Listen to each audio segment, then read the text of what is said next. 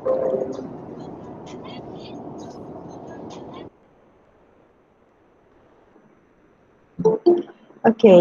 last week we stopped at um, the idea of uh, you're born due to certain luck, that the place of your where you're born is a matter of luck. So you are lucky that you are in certain religion because you're born in that particular country, right? Okay, so this week we are going to continue. I think there are about 6 or 7 ideas or proposal by John Hay to justify his ideas of pluralism. Alright, and this week is more of his theological expositions, uh, which means he approached the concept of religious pluralism or the philosophy of religious pluralism in a more theological manner. Alright, so first, for this exposition, we talk about he challenged the Christians to re to revamp. Am I? No, I thought I am. To revamp the way people understand, especially the Christians, to revamp the way people understand the doctrine of Christianity. I don't know, I thought that perhaps this has been discussed before, but if I have discussed this, I'm so sorry. Am I muted? Because to hide this one, I'm not muted, right? Okay, no. Alright, so the first thing that he asked the Christians to look into is the way they understand the doctrine of incarnation. So the title here is, he's challenging the idea of Christian uniqueness. Yeah? Why Christian is unique? I mean, from the perspective of a Christian, Christianity is unique because if you want to be a Christian, you have to how do you say it? You need to have the experience of Jesus. So, being in Christianity requires you some experiential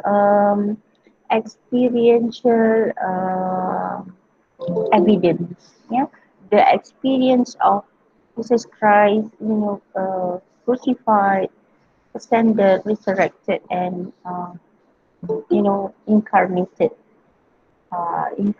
in the form of Son of God. So this is very unique in Christianity because you will not be able to find this in other religions. Because religion, from the perspective of a Christian, is experiential. So this is what I'm trying to say. So that's why it is unique. If you read Ismail Raji Al-Faruqi in his works edited by Ataullah Siddiqui, Islam and Other Faiths, or maybe in Christian ethics, yeah, Christian ethics.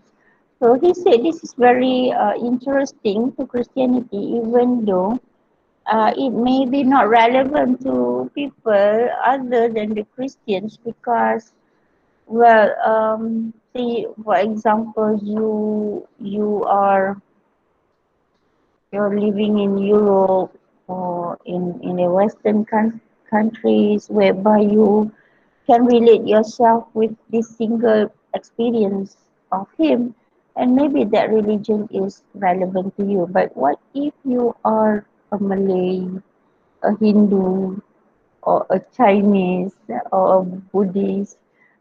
To relate yourself with the experience of Jesus is somewhat very awkward because he belongs to a certain background or certain historical context that have nothing to do with your context. Yeah. So Al-Faruqi criticized this experiential meaning of religion to the Christians. So John Hick uh, had also criticized this because he said that uh,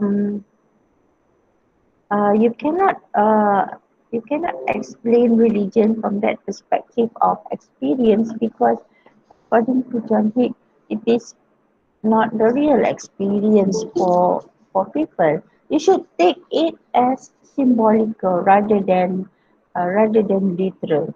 Hmm? So the idea or the doctrine, especially the doctrine of incarnation, should be taken as symbolical or metaphorical rather than literal. Because as I mentioned to you just now, for the Christians, it is an experiential truth that a person uh, should have experience. Experiential truth. Someone should have experience. So he said that the idea or the doctrine of incarnation is actually um, expressing the idea of God's love in in man. And Jesus sacrificed himself out of love for the rest of humankind. As simple as that. So if you if you read Christian theology, if you try to understand how they explain the doctrine of incarnation, you will be amazed with the theological ramifications, the explanation of incarnation. They develop the concept in a very extended period from 3 to 5 CE to up to 765 CE. The first uh, Nicene Council, and then the in 761, if I'm not mistaken, they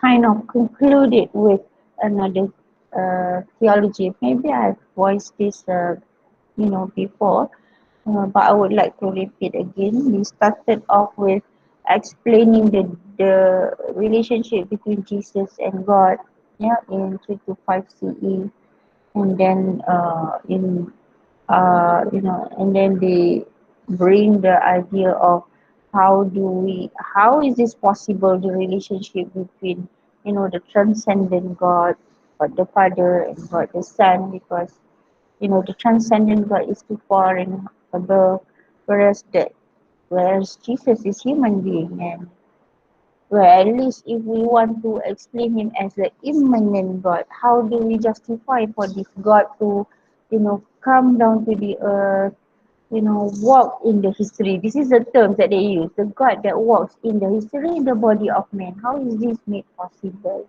Even though they really need this conception of a man in the figure of God. So sometimes they say that this is the figurization of God. Jesus is the figurization of God in the history. How is this possible? What is the bridging material or medium?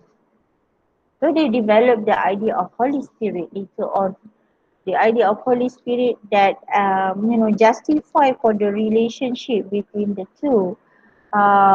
If you happen to go to churches, for example, some of the churches they may have the picture of Jesus being baptized, two men. Yeah, one man is being how do I say, being bathed by another man. So you may ask the church what this picture, and then you'll find a pigeon flying next to the two men. So you may ask the church what this means. Normally they will answer this way, that the man being bathed was Jesus, and the man who bathed him was John, and the bird, the pigeon, is the Holy Spirit.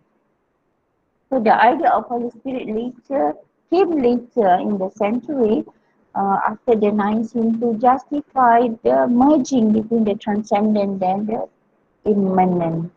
So and um, I hope you notice sometimes Christians organizations, even today we have NGOs, religious NGOs that speak about freedom. They will use the picture of a pigeon flying, flying pigeon.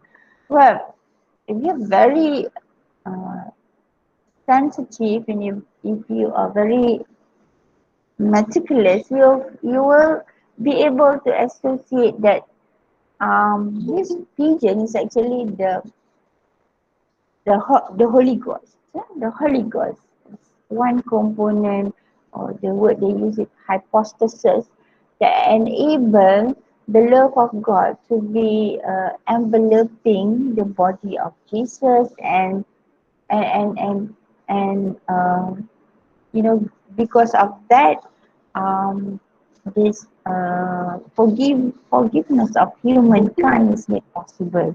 So Jesus died, wants to redeem the sin of mankind, right? Of his love. So Hanskung is you know, slanting or is inclining into this mazhab or this idea that takes Jesus as a sign of God's love. Agape, they use this word agape. And this love is actually the one that is in the life of man if he believes in Jesus Christ, yeah, crucified. So he said that it's no longer the traditional belief that he really died of crucifixion and he was ascended to heaven. He come again in his real suit, but this time he wear the suit of God. That was his real suit. No. So Jesus said Christianity should stop from understanding this because that what makes the Christian think that they are unique. And the moment you think that you are unique, then you have this exclusiveness in yourself because others who cannot experience or appreciate your uniqueness will not be able to relate with you. So if this person is not able to relate with you, then he is not you. He is outside your territory and he's different from you. So he's not unique and you are unique. So this is what John Hicks say peculiar about Christianity, which form the traditional belief of incarnation. And he said, look, Christians, we have to do away with this so-called traditional belief in incarnation if we want to open up ourselves. So long that we subscribe ourselves to this traditional interpretation and belief of incarnation, we will not be able to appreciate others because we will always think that we are one unique religion and whoever that may not subscribe to our unique belief, they are not us. Yeah. Um, So that is also what we regard as a form of transformation. Actually, we have discussed this earlier, right? But this time I am going straight away to how he interprets incarnation, a very uh, important doctrine in Christianity. I think I've mentioned this. I mean, without incarnation, there is no Christianity. And with incarnation, we have to acquire understanding of the other or the whole stories of crucifixions, doctrines, crucifixion, ascension, resurrection, and finally incarnation. I mean, incarnation cannot be a standalone doctrine. It has to be explained first of all with uh, crucifixion. But of course, for you to understand crucifixion, you need to know the story from the very beginning. Yeah, it does not happen that way. You need to know the whole story of Jesus to be able to appreciate incarnation. Yeah, especially need to know what had happened during the Last Supper. During the Last Supper. All right, so when John Hick used this argument of Christian uniqueness as myth. Yeah. Uh, so he has encroached into theological disputes, the theological territory of Christianity from a philosophical perspective. Why philosophical perspective? Because used his he used reasoning to make sense of the doctrine of incarnation, which necessarily also relate with the idea of salvation in Christianity. So it's no longer traditional from the perspective of Christianity because in Christianity you are expected to take incarnation. This is also another interesting aspect of incarnation in Christianity. You have to take religious doctrine as a matter of maybe I don't know a matter of dogmatic. Uh, it's a dogma. It's a dogma that your rationality will not be able to understand it. So you have to take it as it is because it is a dogma, and normally they will just conclude this dogma with mystery, mysterious. So God acts in a mysterious manner. So your reasoning will not be able to rationalize the event. So you need to take it as it is. So this is what dogma means, and with philosophy, John Heath is challenging the dogma. Do you understand what I mean? John Heath is trying to challenge the dogma.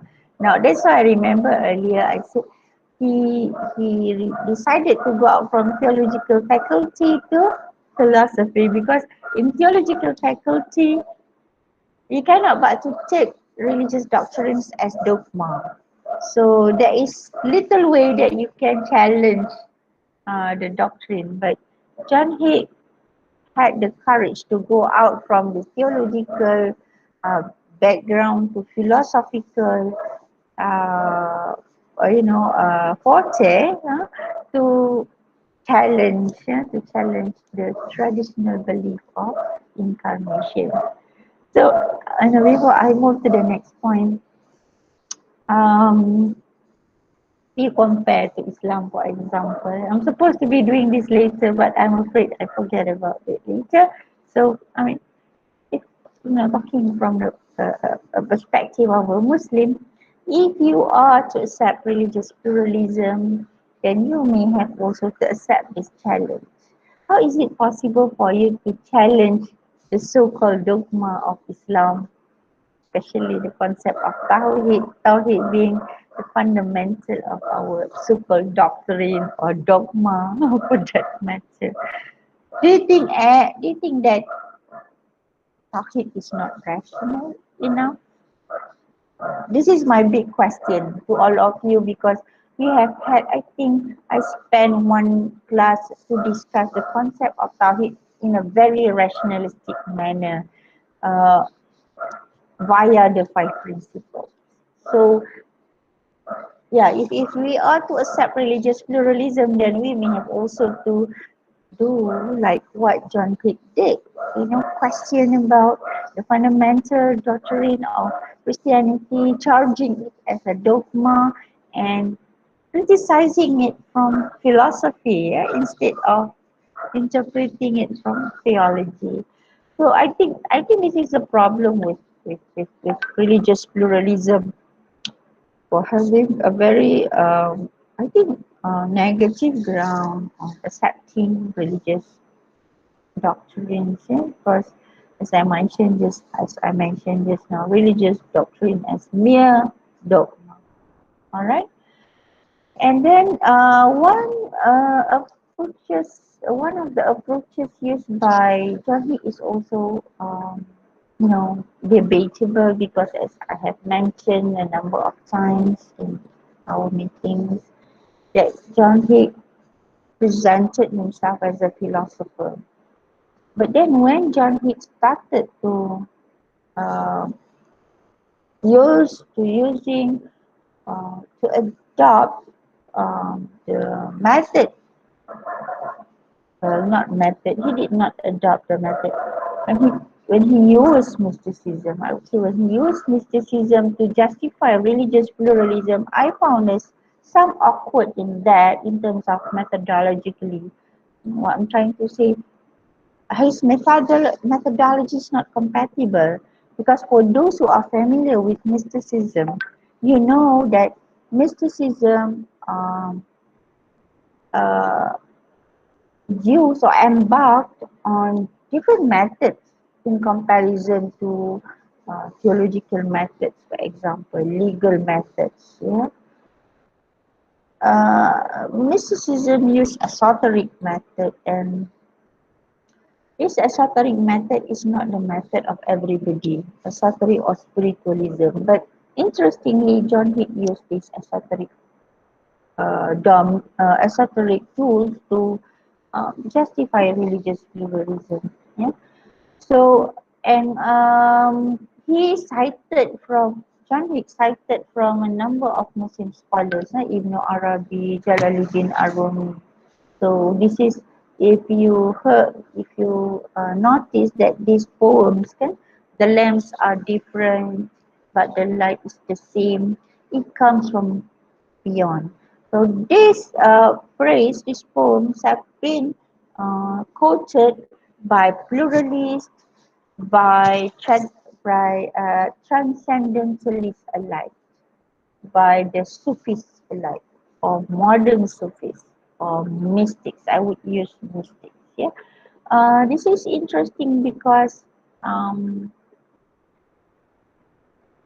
why would John Hick resorted to Muslim mystics or Sufis to justify religious pluralism? This is very interesting for me in a negative way, the way I look at it. But for pluralists, this is interesting because you are able to appreciate how mysticism is capable of um, acknowledging diversity of religion. Okay? Um, so he also, like I said just now, referred to other Sufis, Jalaluddin al-Baghdadi, Ibn Arabi, yeah? And one of his books, titled The Rainbow of Faith, is actually inspired by this idea of, the one single light that is refracted through a spectrum, and it blasted into seven colors, symbolize diversity of religion. So religion, according to John Hick, is just like this rainbow of faith. Even though they are different, but they come from the same source, and they are actually from a single source. So he said that, if you look at mysticism, he argued that if you look at mysticism, you will find that even the mystics believe that all these different religions are actually um, what we call that, not interpretation, is a representative of God in many ways. And this single light, however, is not known to people, is not disclosed to people, to many people, because it is uh, can only be recognized inwardly. Inwardly, I will come to that point when we discuss transcendent unity of religion. Yeah? So he said that if you look at all religions have this spiritual experience. So he was trying to say that this spiritual experience is actually more valid in comparison, to the Christian, especially in comparison if you talk about the experience of Jesus, because people would not be able to relate himself with the experience of Jesus. But if you talk about the spiritual experience of God, um, without relating it to any particular incident or events in the history, then that makes sense to most of the religions. All religions speak about this God in a very spiritual manner. And according to him, this is another criteria, another evidence that in reality all these religions come from a single source. Yeah? It is actually men themselves who are unable to grasp this single source. Yeah?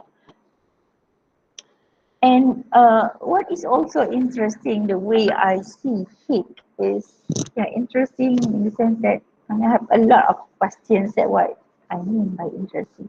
have a lot of question on Higgs because he's a great philosopher, you see, but the way he matched his philosophy with mysticism for me is debatable and questionable because especially when he used Immanuel Kant's conception of uh, the real and the real with small r and the real with capital R, the real and the real unseen.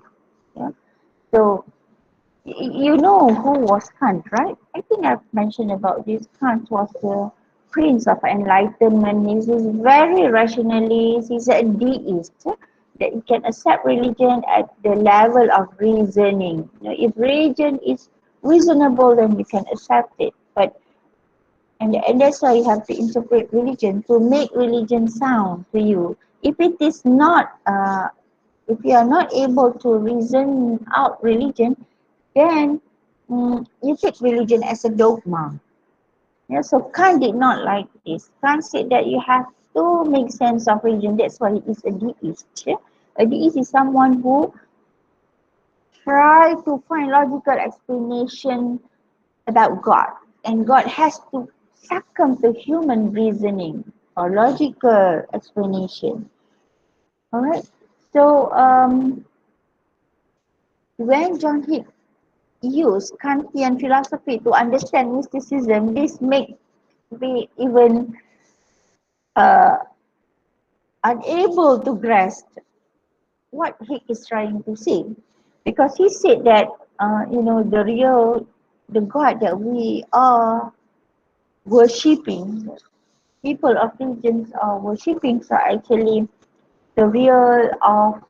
Okay, I should also introduce this term. The real that we experience, the real that we can comprehend with our reasoning and with our senses, the phenomenon. So, every religion has certain conception of God because the phenomenon around it is giving this the signals that can be conceived by his senses, by his reasoning. So actually the way we understand our God is very much limited to our experience, to our reasoning. This is the real with small r. When actually it is not the real with capital R. The real with capital R is beyond our comprehension. We do not know him for sure because we do not receive signals from the real him. The signals that we receive actually helping us to interpret him the way he wants us to understand him. So he is the real answer beyond our comprehension. The only way we understand him is because he gave us certain signs or signals to make us able to interpret him. So it's just the way John Hick put it is just like this, that this God is too far and above. He is the real unsaved. He wanted men to know him. Yeah. But he let men to interpret him the way they are capable of interpreting. So it is like he is far and above, and men down here look up to the sky and interpret him based on their capacity. So that end up into different interpretations of him.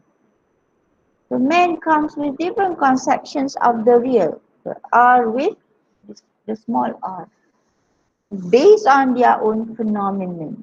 So the real in small r is phenomenal God, the God of phenomenon, because we interpret it based on our phenomenon. Whereas the God answer is the nominal God, the God beyond phenomenon, and it's impossible for us to, to understand Him because we do not have the capability to really know Him. So Tariq say Allah, Trinity, moksha, nirvana, yeah, mukti, whatever conceptions of the ultimate that religion had to offer in this world are simply the real with small r and not the capital R. So that's why it said here, indeed, the real answer is the manifestation of the real with small r rather than the postulated real, which means that our understanding of it is mere interpretation. So how about that? Yeah, what do you say about that? Yeah. So that's why that is what signifies with this. The lamps are different, the light is the same, yeah, but it comes from beyond. Yeah. And uh, not coincidentally, and we find other pluralists also seem to advocate this and saying that the divine light is refracted through many human lenses. This is what John Hicks said in his work, The Rainbow of Faith. Because we wear different lenses and we ended up interpreting God with the way we see Him using our lenses. So if we really want to know Him as the real answer, we need to remove these lenses. Okay, so long that we are wearing these lenses, we are going to interpret Him the way we see Him via the lenses. Yeah. The same goes to this so-called mystics by the name of Mr. Eckhart. Yeah, Mr. Eckhart is a Christian mystic. Yeah, Mr. Eckhart, Julian of Norwich, Evelyn Underwood. These are mystics, Christian mystics. Okay. In Christianity, mystics are called Gnostic. Gnostic. Gnostics. In Hinduism, in Buddhism, mystics are known as ascetic. A-S, ascetic. A-S-C, how do you spell? A-S-C-E-S-T-I-C. Ascetic. Yeah, ascetic. And Muslim mystics is known as Sufis. Sufis. But in general, those are mystics. Those are mystics. So what do you think about this? Yeah. So John Hick appreciates mysticism because mysticism captures the idea of transcendent God as inwardly manifested in every religion, which means that every religion recognizes God from that mystical perspective. Yeah? Only mysticism is able to understand this real transcendent God. So if you want to really know who is this transcendent God, it seems that, yeah, indirectly John is saying that you can only find it in Sufism, yeah, not in theology, not in philosophy. Philosophy can only provide you the idea of how to interpret differences, yeah, how to interpret differences of religion and how to comprehend the plural truth claim. That's all. But for you to be able to know the single God that being worshipped by people of different religions, you have to get that in mysticism. Yeah. So that's why he said if you are able to appreciate spirituality or spiritualism, spiritual experience, then you will be able to understand the transcendent God and understand how this transcendent God being interpreted in many ways in different religions. Yeah. So he talks even about mystical experience who is capable of understanding God at that level. Yeah? And this for this he actually um, refers to the concept of tajalli or al-hulul or wahdatul wujud, union with God, who can uh, uh, Yeah, who can actually claim that they had the experience of being in unity with God? The mystics. And, I mean, you look at all sorts of disciplines, can legal lah, theology lah, what else?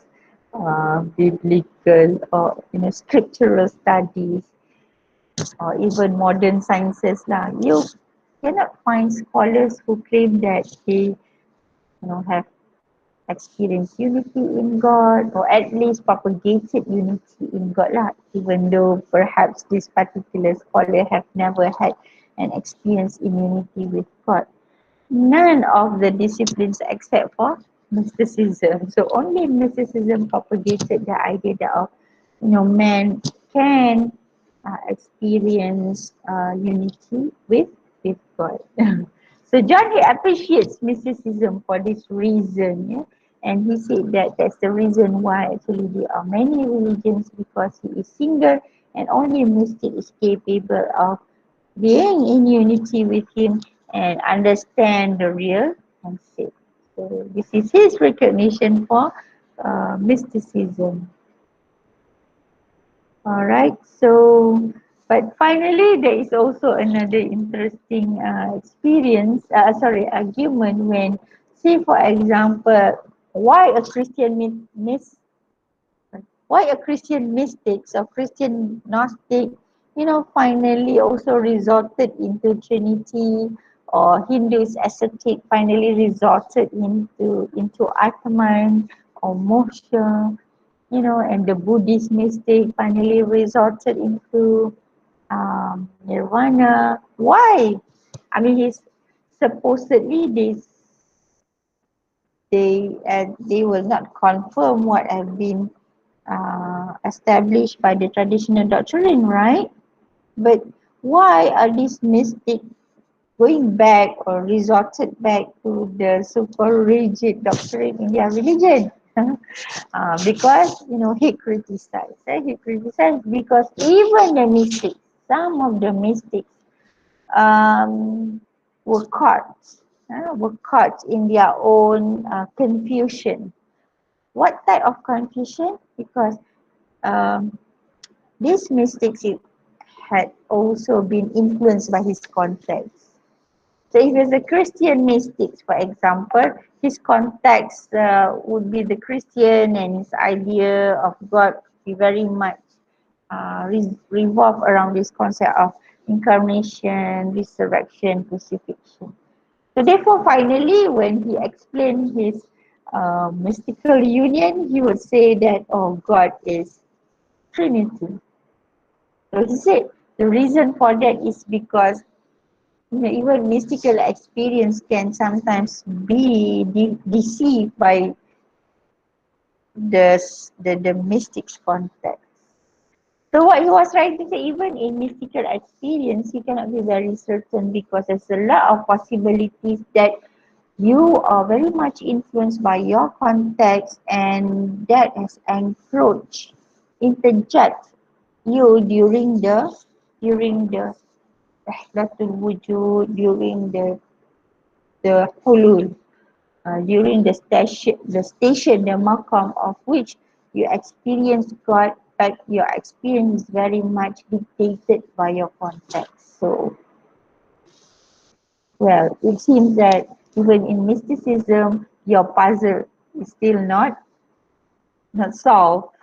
Why? Because he said mystics are not free from their cultural conditioning. So back to square one lah, even though he has some recognition to mysticism, but back to square one because he wanted to say that it is almost certain lah that the real unseen would not be able to be comprehended by mankind, because mankind is so much influenced by his context, and man's knowledge is very much dependent on his reasoning and on his experience, yeah? And that's how he interprets thoughts. Okay, and the last conception that he put forward to justify his idea of religious pluralism is this semantical approach. Semantical approach. What do I mean by semantical approach? He said that, well, actually, religion is a very rich word. A religion is a very rich word, and he used Wittgenstein linguistic approach in interpreting every single term that man is using. To a certain extent, he is right because, of course, the word that we use are very much conditioned by our context. Yeah. So he said that, for example, the word religion. The word religion is pregnant of meaning. Yeah, maybe this is the first time you heard the word pregnant of meanings. Yeah, because say pregnant of meanings. Why? Because the word religion can refer to tradition, can refer to ideology, can refer to movement. What else? So it is a very simple word, but being interpreted and having reach of meanings. So he wanted to say that the differences of religions are actually the problem of semantics, the problem of language. And every culture has her own language to explain things. So language of the Christians help them to understand God in Trinitarian perspective. Language of the Muslims help them to understand God as Allah. Language of the Jews help them to understand God as Yahweh. So on and so forth. This is Wittgenstein approaches in knowledge discovery. So, Wittgenstein propagate a theory of, family resemblance concept. So for the word religion, you have different meanings, and this is family resemblance concept. The word Allah, for example, means so and so, and this is family resemblance concept. The same goes with Jesus Christ, or Trinity, or Yahweh, so on and so. So he said that different religions have different identification for the transcendence or the ultimate. So what say you about this? Yeah, so Muslims regard Allah because that's the language that we use to explain Him.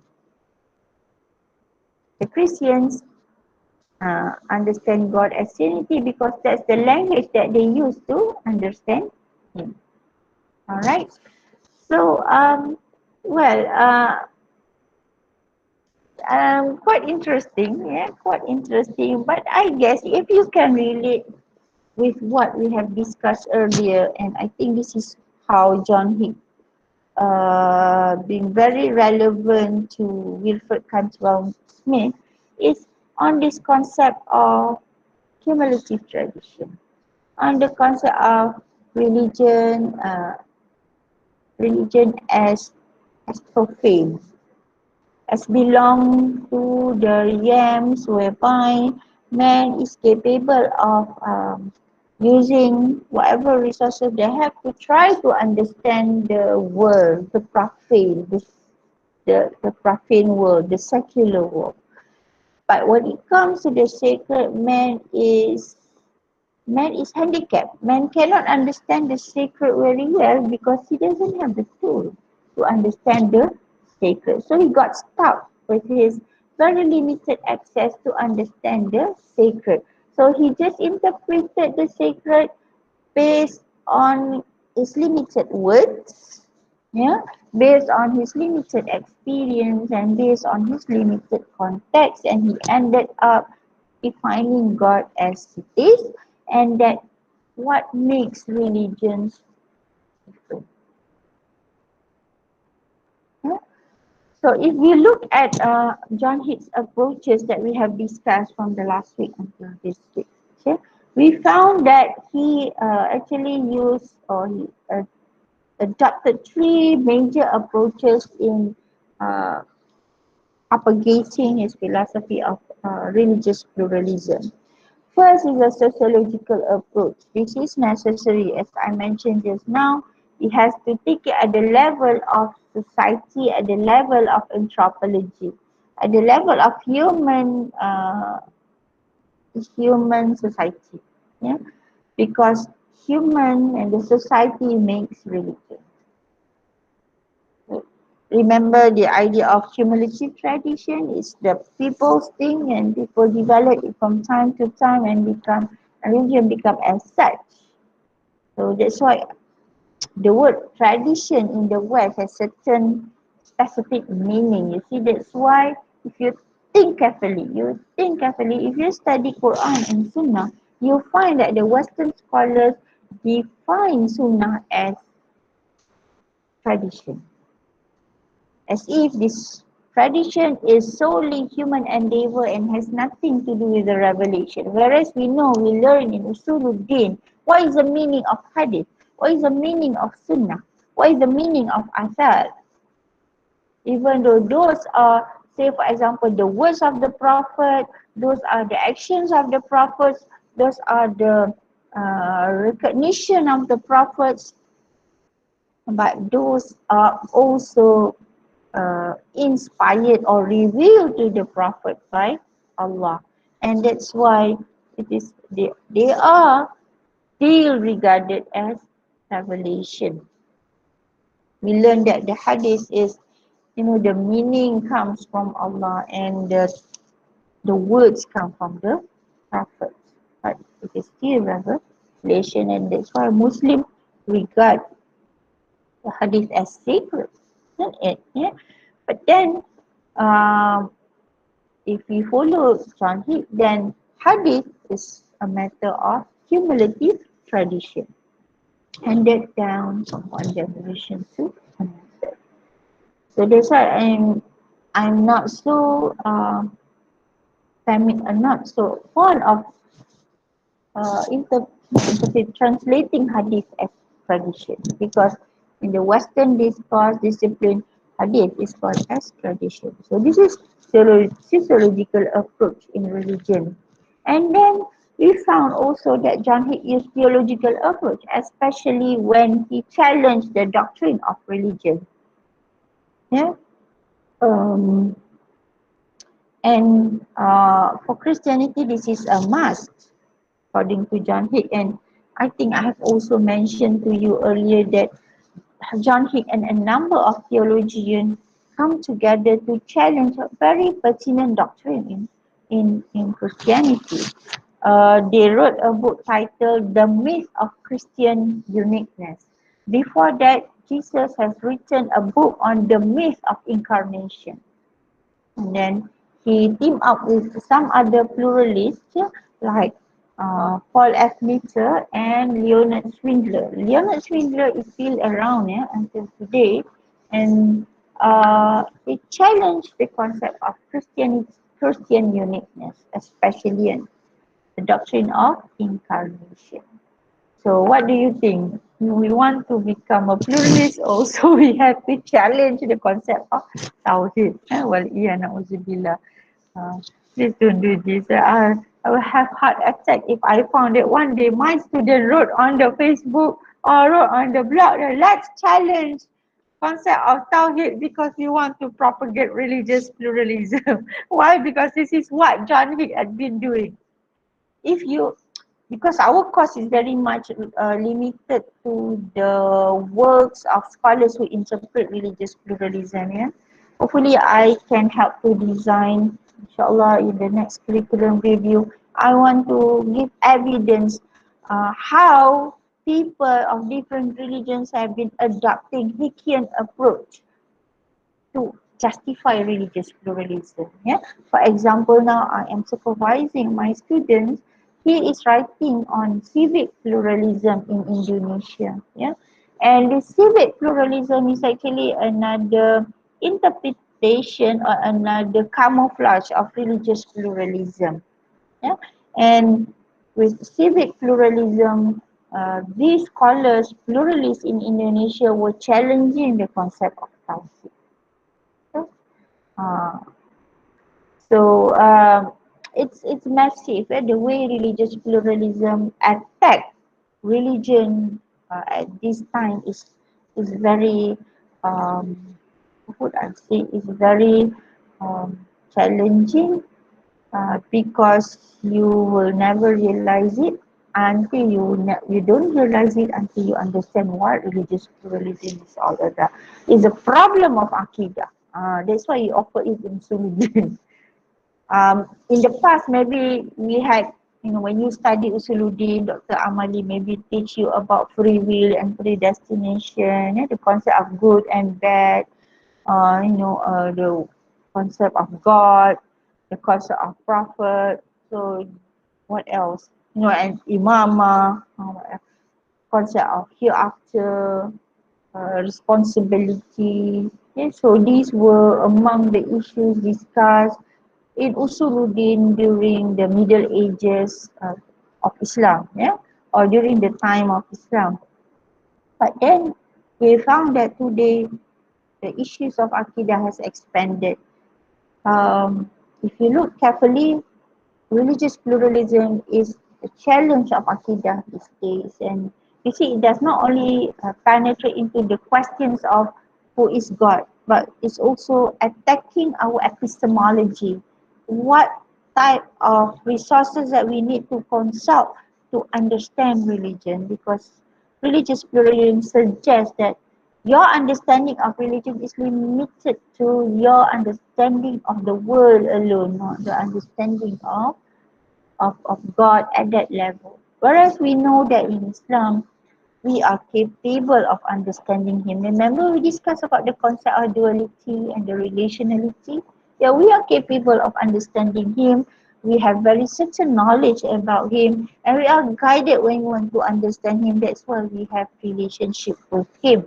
It's not like we look up into the sky and do whatever kind of interpretation that we want based on the resources that we have. And he's like, silence, holding his hand up there and, well, carry on how you want to interpret. No. He responded to us. He tell us, this is me, this is how I am, and this is how I explain myself in the Quran.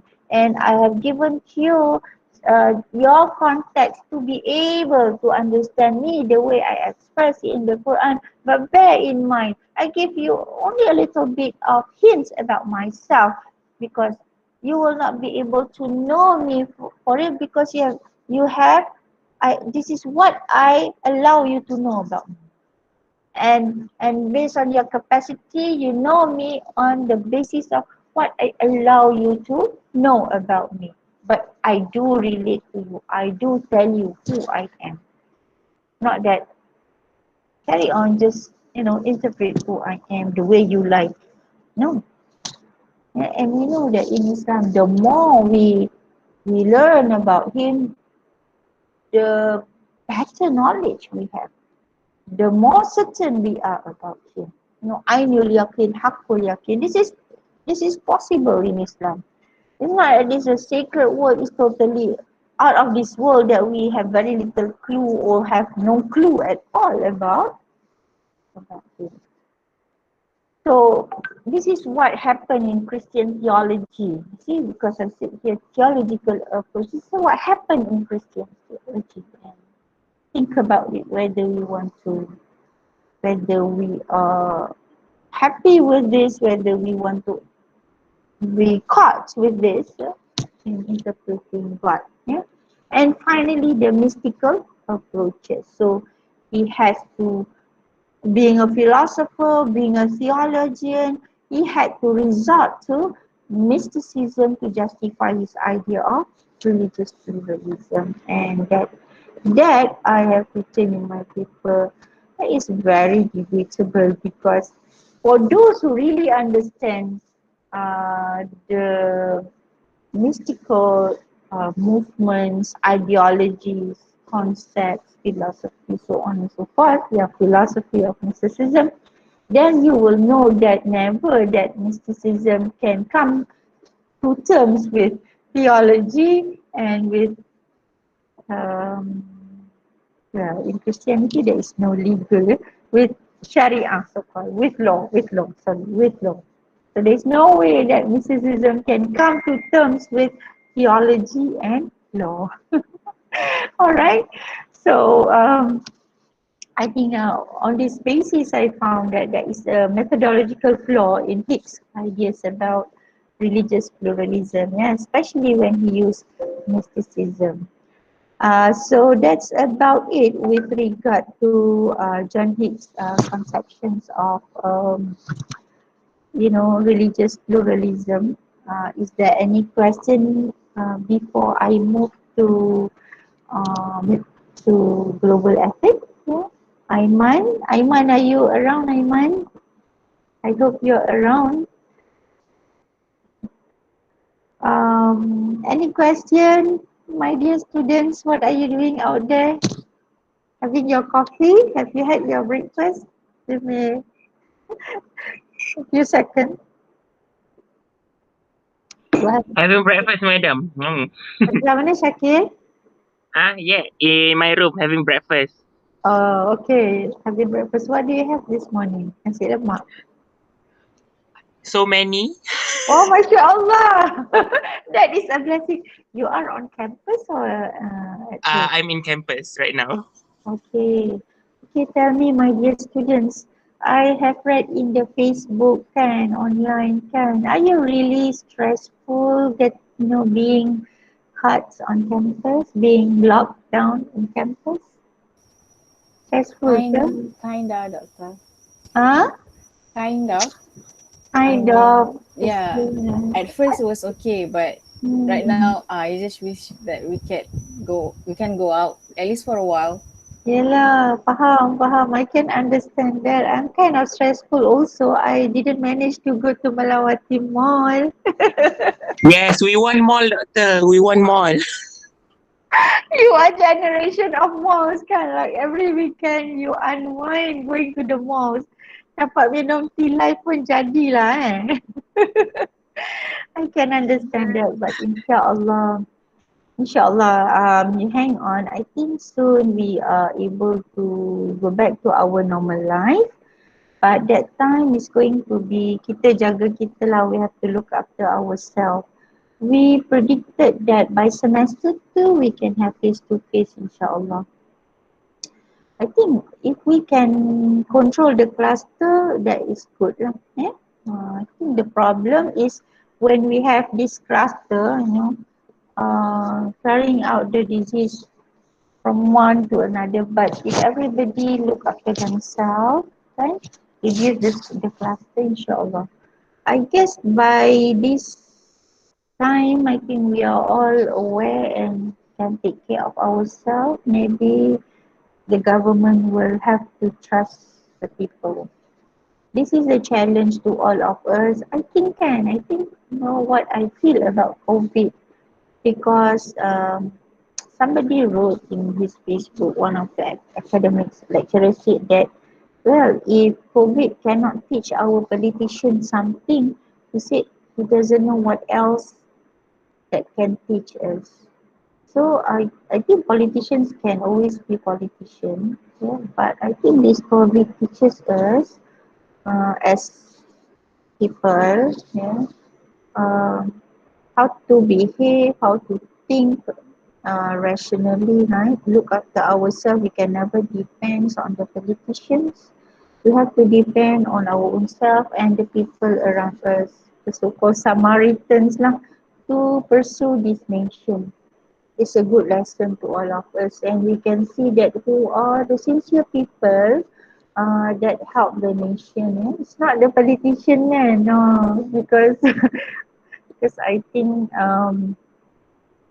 what happened in the recent election is the real examples of how sincere our politicians are. And we were okay until the election in Sabah, right?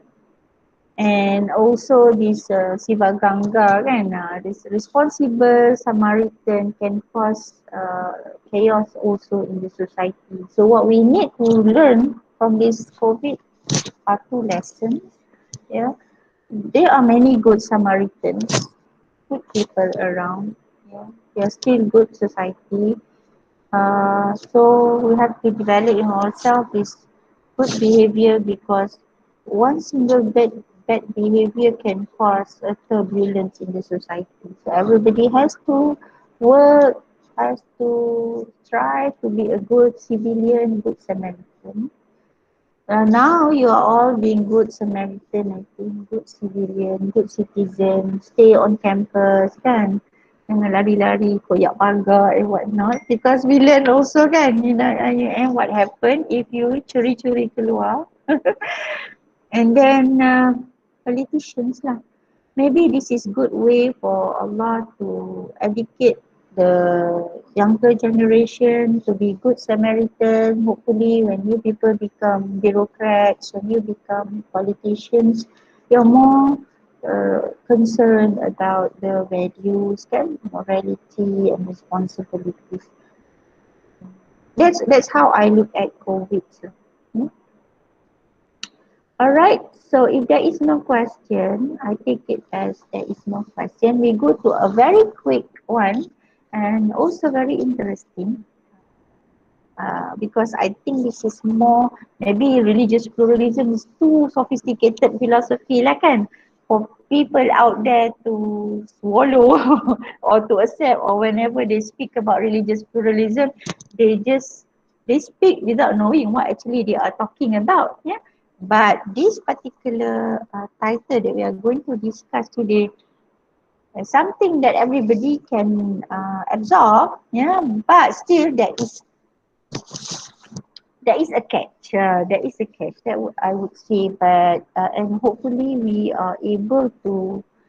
Um, yeah, there is something good in it. I must say that. I must say that there is something good in it. Yeah, especially when we try to relate this concept with what the Quran says. Ta'alau ila kalimatin sawa in bainana wa bainahum. Yeah? Even though if you look into the context of that words, kalimatin sawa in bainana wa bainahum actually refer to the idea, to the concept of tauhid. Because Allah says in the Quran that when we talk to the Christians and to the Jews, let's talk about the common themes between us, and what Allah mean in that common themes actually tauhid, because Allah has sent to the Jews prophets to teach them tauhid, and Allah sent to the, well, actually not to the Christians lah. Christianity emerged after Jesus Christ was crucified. Allah sent also to Jesus Christ to Bani Israel. I think the better word for Yahud here, or Yahudu or the Jews here is Bani Israel. It's how the Quran picture the Jews and the Christian. Yeah? Bani Israel, Allah sent to them prophets to teach them Tawhid. One prophet after another, you see. Yeah. And Allah sent to the Arab also prophets, a number of prophets, Prophet Saleh, Prophet Hud, if I'm not mistaken, Prophet Muhammad. Yeah? And these prophets teach the people Tawheed. So in the context of Kalimatin Sawa in Bainana or Bainahum, number of articles published in journal talk about Kalimatin Sawa referring to the concept of Tawheed. So Allah invites Muslims to call the Christians and the Jews to come back to these common themes, which is the concept of Tawheed. Except that, except that you find that in the discourse of interfaith dialogue, of religious pluralism, of religious plurality, what else can you refer to? Tolerance, interreligious tolerance and whatnot. People are talking about common themes as referring to ethics, ethics and values, morality. I mean, well, that's why it is interesting. Of course, good. Yes, we can talk about values that can bring people together. At least at this point of time, this is workable. This is one pragmatic and practical concept to discuss with people of other religions. Yeah? Especially now we are living in the era where we are facing moral decadence. Yeah? The what you call that, the loss of values in people. So we want to call people to go back to values. So use religions to call people to go back to values. Well, I would say this is pragmatic, but I would like all of you also to know that there is a catch in this body, in this call for coming back to values. But we have to be very careful. Of course, uh, we also celebrate the verses of the Quran which says that ud'u ila sabili rabbika bil hikmah wal mau'izatil hasanah wajadilhum billati hiya ahsan. So of course we can also engage with them on this dialogue, on this common themes of values and morality, but wajadilhum billati hiya ahsan. Yeah? Wajadilhum billati hiya ahsan here, I think, my personal opinion, when you talk about values, values should not be totally independent from religion. Value has to be tied to religion. And when we talk about values as tightened to religion, it is tightened to Tawheed. So sometimes I think this is also what struck the mind of the Christians is that how come these people they are good but they are condemned to heaven? Because this is how Christianity perceive people of other religions, right? Um, they believe that if you're Christian you are safe, but if you're not Christian you go to hell. So how is it that good people from other religions are going to hell? But we know that from the perspective of Islam, first of all, who judge us? Who judge us? I'm not saying I cannot judge that Husna because of your behavior, you will go to hell. Or Takir, or Aiman, or Nabila, because of your behavior, you go to hell. Or because of this, you go, because I'm not God. So I think this is what makes Islam different from Christianity. I always look at the injunctions in the Quran and Hadith as guidance for us. So the Quran and Hadith give us the characteristics of people of heaven, people of hell, and these characteristics are meant for us to take lessons. This is someone not behaving well, kan? You don't say because of your behavior you're going to hell, tau. But you take lesson from that behavior. Okay, she behaved in such a way. What the Quran says about this? Okay, the Quran say, if she's not trustworthy, she's not honest, she lied to people, she steal from people. So you take that as warning to you. I shouldn't be doing that because if I do that, there will be punishment for me. So that's why the Quran, the Hadith is guidance to us, but not the book that can help us to sentence somebody's else. Isn't it? Because if we do like that, then we become Christian, like the Christians. They're so confused. Because the only one that can judge people is Allah. Is Allah. So that is one. Yeah, with regard to how we deal with this jadilhum billati hiya ahsan. Secondly, we know that the Prophet says, Innama bu'aitu li utammima makarimal akhlaq. So, okay, faith is very much related to akhlaq. Faith is much related to akhlaq. So, you cannot take akhlaq as independent from faith. They so how do you say it? Like, it's okay lah, even though I do not cover myself, kan, but good what? Unethical what? How is that possible? Because there's a contradiction in that. And you compare this with someone who think that, oh, I'm going to the mosque every day, I wear hijab very well, I'm very good. Others are not good. So what kind of values and morality is that? Because you find some people are very composed, very nice, very good, and they are consistently, kan, in terms of their ibadah, in terms of their akhlak. This is what the Prophet said, Inna ma bu'ithu li utamima yukarima. So Ethics can never be independent from Tawheed. But what I am going to show to you is here is that the way people of religions are called to, the way people of religions are called to, they are called to believing that regardless of what religions you are, all religions call people to become good. And sometimes people, fall into this idea of because of that all religions are the same, there is no difference. Yes.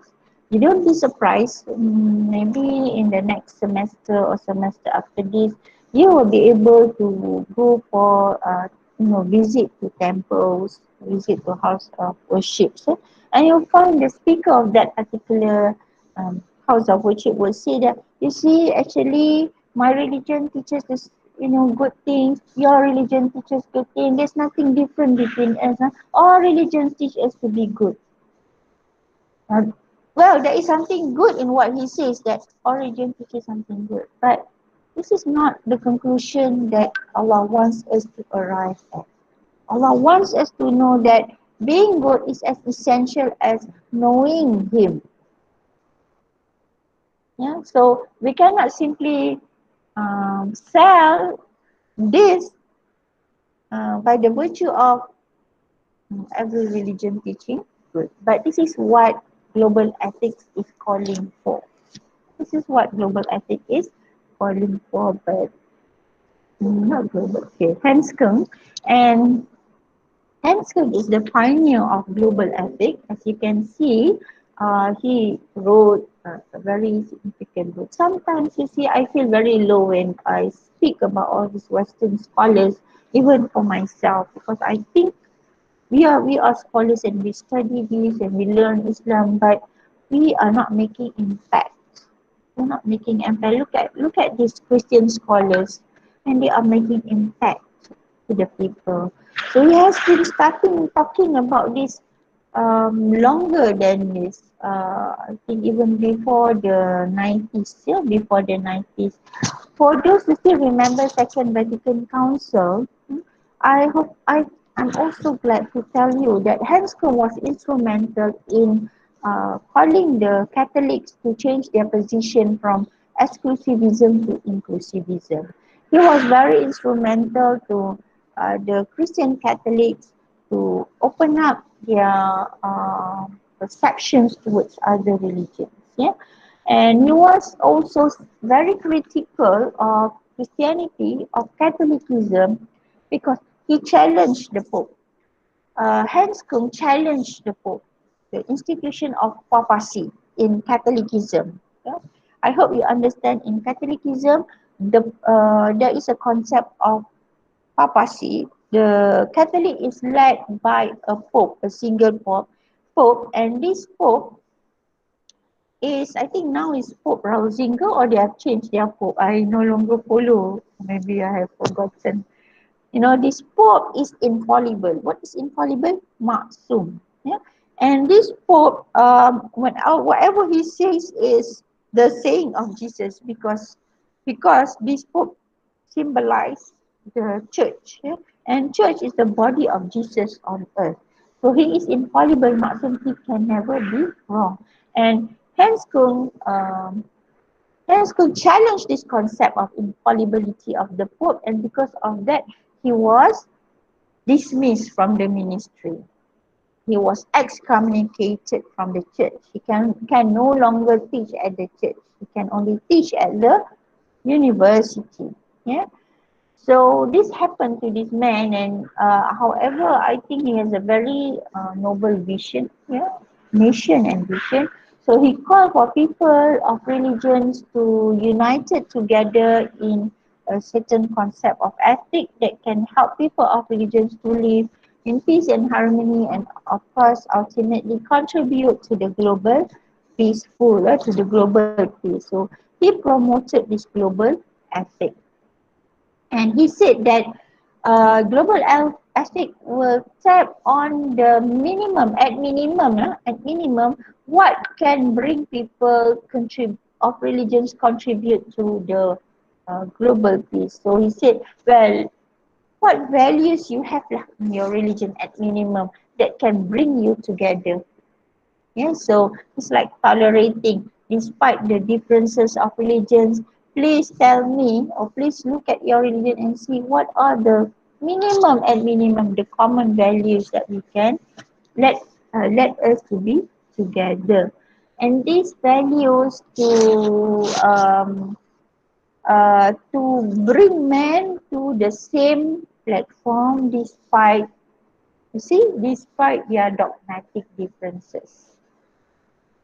If you read Christianity, you'll find that, I mean, they even accept the word dogmatic in a very positive manner. That it's okay for religion to be dogmatic. But I've never learned from the Muslim scholars, from the ulamas, from the usuliyun, especially because I'm from usuluddin, that we take religion as a dogma. You see, our usuliyun from uh, Hambali, from uh, siapa tu? Uh, um, Abdul Jabbar Mu'tazilates, from Al-Imam Al-Ash'ari, uh, from Baqillani, who else? Al-Baghdadi, Maturidi. You study them because you're a Usuluddin student. Do you find that our scholars, reputable scholars, prominent scholars of Usuliyun, tell us there are things that beyond reasoning in your religion and stop from thinking. From what I learned in Usuluddin is that you should think about your religion. You should rationalize your religion. And with this, rational ability, you have to understand your religion first and defend your religion and protect your religion from the foreign challenges. That's what I've learned in Usuluddin. Never that and especially when I learn hadith, when I learn Quran and Sunnah, and mashallah beautiful in fiqh and usulul fiqh. That's why you see fiqh and usul fiqh. And as a matter of fact, why you learn usul tafsir kan, ulumul Quran. This is introduction to the Quran. Why do you learn ulumul hadith? This is introduction of the hadith. And these two subjects, ulumul Quran, ulul hadith, uh, embark in you, impart in you the methodology of learning hadith, the methodology of learning the Quran. And also when you learn usulul fiqh, the methodology of learning fiqh. Why? All this requires reasoning. So tell me what in Islam that is not reasonable. Whereas when I learn about Christianity, there's a lot of dogmatic in religion. So that's what I found so beautiful about learning comparative religion, because it teaches me why Islam. Why Islam is the answer? Why not other religions? And but again, when we look at what have been in the intellectual discourse now, many of the Christians are contributing. Where are the Muslims? And this disappointment is again to myself, because I didn't write and I didn't make an impact to the world in comparison to these Christians. And Hans Kung has impacted, mashallah, has impacted people. And he called people to work out what is already common to religion, talking about the common values of religion. But he's not inviting people to invent new religion, like mix and match from all these good things from religions and let's develop a new religion. You find that one approaches interpreted as pluralistic or pluralism, uh, take this approach, combine whatever is good from different religions into a new religion altogether. So I will stop at this point, whereby Hanscom was given the opportunity to launch his idea of global ethics in a very important event, which is a Parliament on World Religions in 1993, and he managed to convince, people of different religions that attended that Parliament on World Religions to take the idea of global ethics. I still remember when I finished my PhD in 2003, then we had a conference at the Renaissance Hotel, and we have Hanscom coming in, and we have this delegation of people who speak this language, and that conference had one Catholic uh, speaker from Malaysia who also called for this what do you call that, global ethic, and the tagline of global ethic, which I'm going to share with you next class. Tagline of global ethic: do not do unto you what you don't like, unto do not do unto others what you don't like others to do unto you. This is the golden tagline of the golden principle of global ethics. And they had very good uh, rapport and platform to launch the idea of global ethics up to during my time, 2003, and I managed to attend a number of programs organized by their funder, Conrad Adenauer Foundation, and which makes me think, why Muslims are not calling for this. Whereas we find that in Malaysia, what are Muslims good at? I think you have the answer now. I hope you keep this question to yourself, and hopefully we don't do the mistakes that my generations and the elder generations are doing in this nation, because this is not what Islam is all about. So we have a lot to do to repair the way we understand Islam and the way we develop Malaysia, inshallah.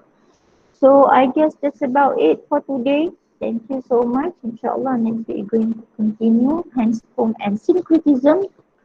Inshallah, I'll see you again. And Brother Asim, are you with us? Please, if you can accept Brother Asim, I don't know if Brother Asim is with us today. He is a master student, and he's joining our class as prerequisite. Maybe you want a matured student to be in your group. He has no group yet to do the webinar. I know some of you have progressed. For those who are still, you may want to bring him in your group. He is already in our WhatsApp group. I thought he's already in our WhatsApp group before, but he's not. So he doesn't have a group yet. Why don't you invite him? Because you will definitely get more matured inputs from a PG student. Yeah. So Asim, don't be shy. You are our big brother here, and our friends are expecting to learn from you. Yeah. All right. Thank you very much, students. I'll see you around next class, inshallah. Take care and don't be stressful. Inshallah, soon we'll be able to go to Merawati more. Okay. Assalamualaikum all. وعليكم السلام جزاك الله خير. Salam. Thank you. Salam. Doctor. Thank Thank you. you, Doctor. You Jazakallah the, khair. the only time that you speak is this one, ya. Thank you, madam. Assalamualaikum, Assalamualaikum. Semua nak bye-bye je. Thank you, bye-bye.